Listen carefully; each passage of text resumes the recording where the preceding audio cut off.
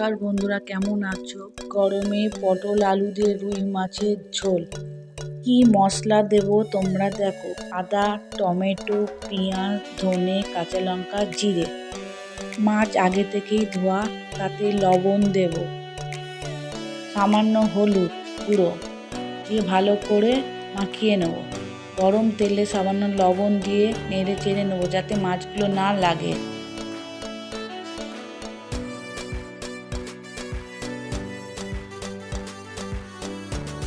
মাছ ভাজা ভালো মতন হয়ে গেছে।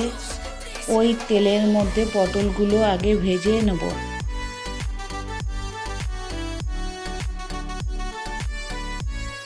তারপর আলুগুলো ভেজে তুলে নেব। আলু আর পটল ভালো মতন ভাজা হয়ে গেছে। ওই তেলের মধ্যে গোটা জিরে ফোড়ন দেব। আগে যে মশলাগুলো রেখেছিলাম সব পেস্ট দিয়ে ভালো করে নেড়ে নেব।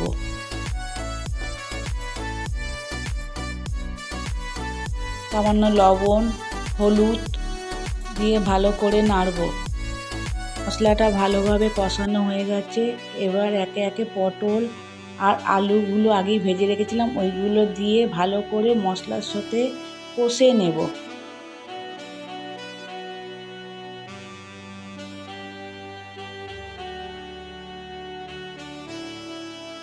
তারপর সামান্য জল দেব।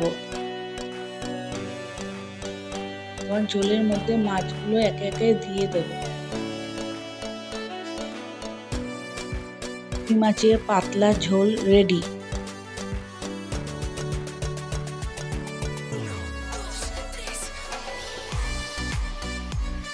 এই মাছের ঝোলের সাথে আরো দুটো রেসিপি বানাবো, তোমরা দেখো। এই গরমের সবচেয়ে উপকরণ নোটে শাক ভাজা, তাতে দেবো পেঁয়াজ কুচি, শুকনো লঙ্কা, কালো জিরে ফোড়ন, রসুন, কাঁচা লঙ্কা। তেল ভালো মতন গরম হয়ে গেছে, শুকনো লঙ্কা ফোড়ন দেবো।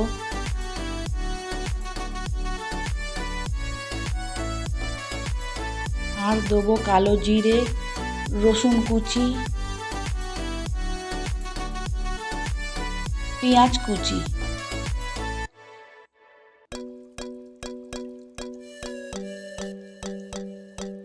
সঙ্গে অ্যাড করব কাঁচা লঙ্কা।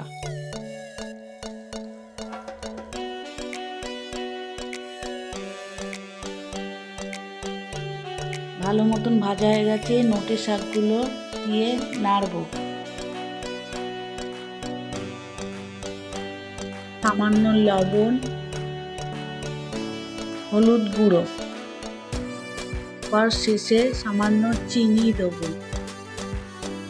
শাকটা পুরো রেডি।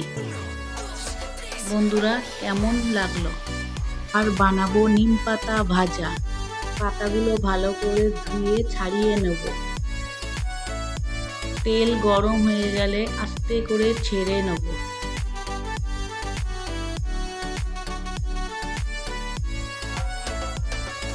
ভালো করে নেড়ে চেড়ে সামান্য লবণ দেব, সামান্য হলুদ গুঁড়ো। একটু বেগুন দিলে ভালোই হতো, বেগুনটা দিলাম না, পাতাগুলো নরম হয়ে যাবে বলে। আমি পাতাগুলো মুচমুচে খাস্তা রাখার জন্যই রেখেছি, গরম ভাতে যাতে খেতে ভালো লাগে। ভালো থেকো, বাচ্চাদেরও ভালো রেখো।